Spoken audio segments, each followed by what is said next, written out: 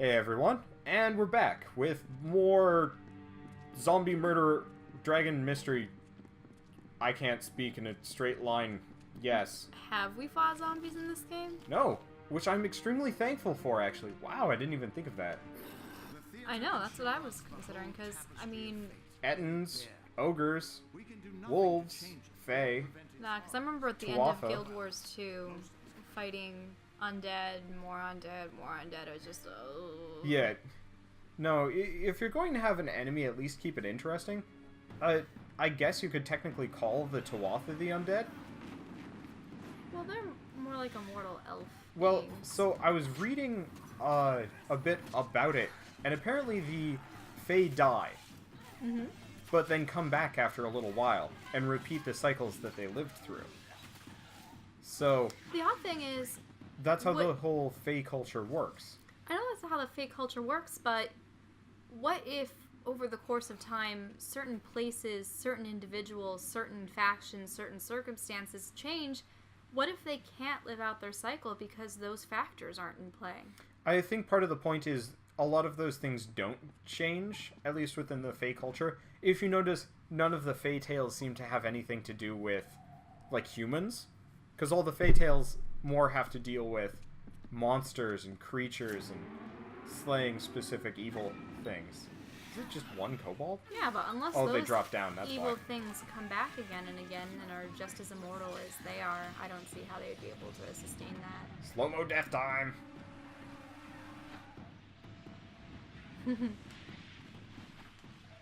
That does happy damage. Hey. Oh, no. I'm not running out of power. See the purple bar? Ah, I see. So I have that amount of time before I have to hit A. So the goal is to get as many of them as possible, so that when I go into this and do the thing, I get the experience bonus for all of them. Yes, got it! Because if you notice, I take that guy down, and then the rest of them explode into shinies. Yeah. So. No, so the Tuatha kind of work on a cycle, and they go and they, fight the mystical beasts that they're supposed to. And then they go off and kind of deviate a little bit, but the story is largely the same. And the evil Fae, the Tuatha, I guess have kind of figured out how to break the cycle a little bit, which is, I'm surmising, where the player character comes from. That the Tuatha start breaking stuff, and somebody that's has a even better license to break stuff shows up.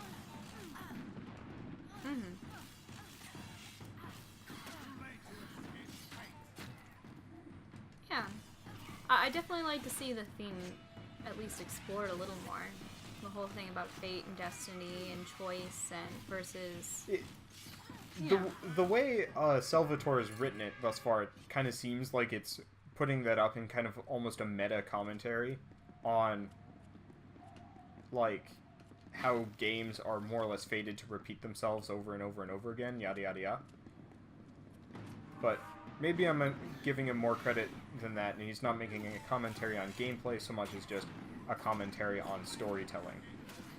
Which, either way, I'm down with.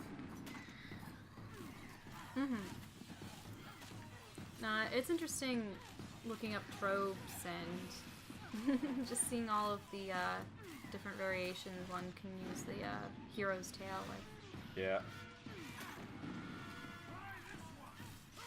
It is interesting, though. You've more or less got your quintessential hero's journey type thing, like... Now, didn't you say that there was a game where there was... you actually discover that you're the villain all along? Yeah, Braid. Shall I spoil it here? Because the game's been out for, 6 years now? Probably? Okay. Sorry for bringing it up. Well, realistically, there's not much of a plot to the game. It's not like doing a twist of, say, Snape kills Dumbledore. Spoiling that at this point would be meaningless, and I'm going to say... Sort of like the whole, Knights of the Old Republic, you're Revan all along. Except for in that one, it's like, you're Revan all along, but you're also this good character. It's not that you've been... You have amnesia, and... Yeah. So you're not the same individual. Yeah. Whereas in Braid, you are going through all these levels because you're trying to find this maiden, your love interest, your ex-girlfriend, something, but it's kind of largely unexplained or, like, explained only loosely through a couple of tapestries and stuff. But then you get to the last level, and this knight guy you've been kind of chasing has the girl you've been searching for all this time. He has her. And so you chase him through the final level, and you make it to the end, and you get to the castle, more or less, and the princess is there. The princess is the girl you've been pursuing. Mm-hmm. And you're outside her window. And so you're kind of left with the conundrum of, what do I do? And eventually you realize the only thing you can do is use the primary mechanic from Braid, reverse time. Mm-hmm.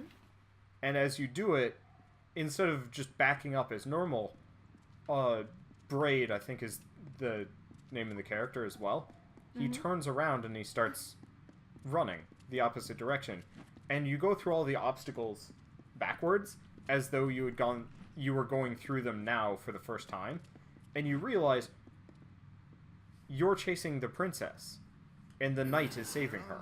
Mm-hmm. And you're like this creepy, broken person that pushed her away but couldn't accept it. And it was all kind of up in the air and a little too ephemeral to be like exactly the most concrete explanation here. I've seen this moment. I'm sorry, my friend. This is as far as I can take you.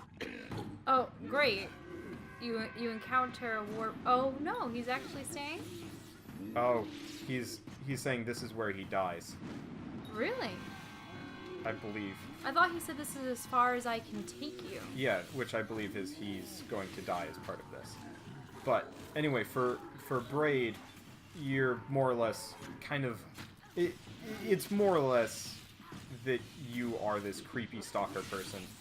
Wait, can I go into stealth mode? Yeah.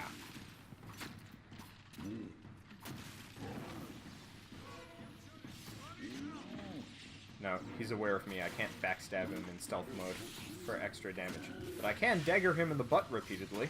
Oh, yeah. I wish I could summon the glowy sword more often. Because the glowy sword is awesome. No, almost made it. The problem is they don't give you quite enough time, so you have to, like, switch to your index finger to rapidly tap it, but... He seems to be fine. He was supposed to... Do you have any idea what you've done? What sort of power you're playing with? I know you don't have a written fate, but it's more than that. You're stealing the power of their fates. You're changing the fates of everyone around them. Because of you, there are deeds he won't do. Children of his that won't be born. Victims that won't die when they were supposed to. Yep. Yeah, they were hinting that Agarth was supposed to die. I'm gonna go for... Right now? No, you'd probably saved both our lives. But there's no way to tell what larger changes you've made in the fate of everyone around you. You are much more dangerous than I thought. We need to get you to the Theater of Fate right away. Fate, regardless of whether or not it's been foreseen. So, what's his beef? Well, I think his beef is... For everything follows, like, a set story. So the story is Agarth was supposed to come down here and die. And, you know, kind of do the whole Obi-Wan Kenobi, like... Mentor dies, gives you kind of the reason to move on, but also learn and he seemed to carry just on be as well. saying that the war chief was going to have children and stuff. Well, I'm not exactly sure what he was implying, because it would be kind of ridiculous to come down here even if you knew he was going to die. I was expecting an enemy to just come and, like, womp us. So I'm going to go through the side rooms first, just in case there are shinies. No, it is always an interesting circumstance when you have shinies. characters that will willingly pursue, you know, a certain path, even though they have an inkling that it will be their death. Mm-hmm. Oh, great. Ouch. Oh, that hurt. Oh, well. Oh, gosh. It killed you. Shit. Let's hope it autosaved after that cutscene. I mean, it had odd red spike. Nope. Fuck! This way. God, shut up. I don't want to talk to you. Done in by a trapped chest. Not even by the trap chest so much as the fire as a result of it. That's really frustrating. But, well, now that we've been set back a little bit, I suppose, more chat. So, I think what we were going off before was, oh yeah, we were talking about how you found out that your character in Ice the Old Republic was actually, you know, Dark Lord Revan and such. And, how there was the argument made that because you have amnesia and you've forgotten You're your not past culpable doings, for your actions? Yeah, that's always an interesting question. Well, wait, no, but you're not what for your actions? Culpable? You're not the same person, therefore you're not at fault. No, it's not even about fault, in this situation. It's that your memories are what defines you. That's the point that I'm getting at. Somewhat, though I think if I lost my memories, I'd still largely be the same person that I am. No, I don't think so. I think I would still have the penchant for playing video games and being snarky. I don't know about that. I'm going with it. I mean, I'm sure it would take me a little bit to find a video game to play. I mean, assuming I lose my memory. There have been instances I've read about where they entirely forget a person.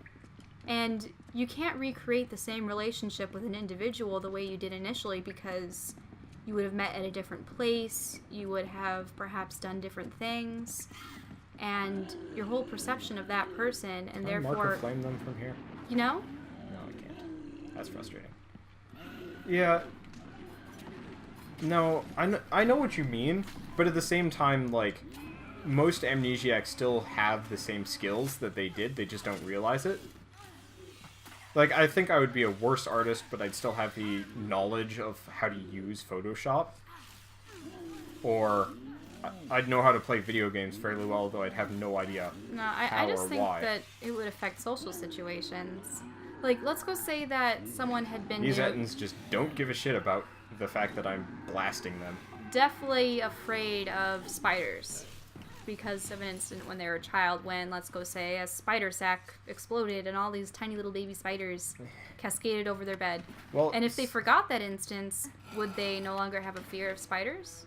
I mean, speaking from experience, I think I'd still be afraid of spiders one way or another. Well, I mean, for my life-changing experience with spiders, I mean, I remember the time I was swimming around my swimming pool, and this giant thing, I'd never seen a Phidippus audax in real life before. Okay. But a Phidippus audax was on the side of my pool. Now, these things have giant green fangs, forward-facing eyes, and a smiley face on their rear end, which I find actually quite humorous. And I splashed it with water instinctively because I'm like, ew, spider.